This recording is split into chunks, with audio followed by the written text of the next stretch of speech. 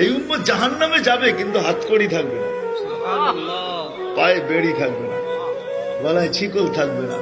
এই উম্মত জাহান্নামে গেলেও চেহারা কালো হবে না। জাহান্নামীদের চেহারা কালো, উঁচু হুম্মসওয়াত্তা।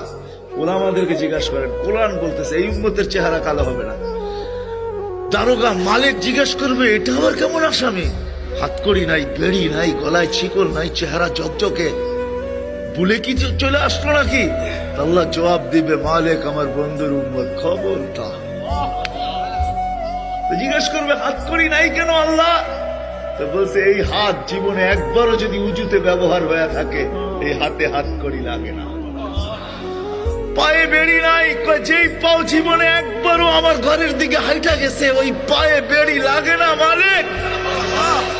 বলে, চেহারা কালো হয় না কেন? বলে, সেই কপাল একবার আমার কুদরতি পায়ে লাগছে, ওই চেহারা কোনোদিন কালো হয় না। ওই গলায় কোনোদিন বেড়ি লাগে না। 3 জায়গায় আগুন লাগাবে না, চেহারা, হাতে, পায়ে, বাকি শরীরে লাগায় দাও।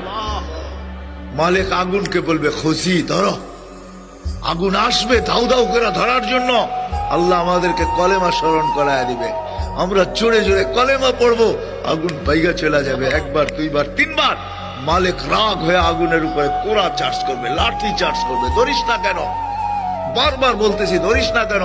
আগুনের জবান খুলে যাবে, বলবে, লাইসালি সুলতান আলা মান ক্বালা লা ইলাহা ইল্লাল্লাহ মুহাম্মাদুর রাসূলুল্লাহ। এই কলেমা যে পড়ে তাকে ধরার ক্ষমতা আমার নাই, তুমি ধরো।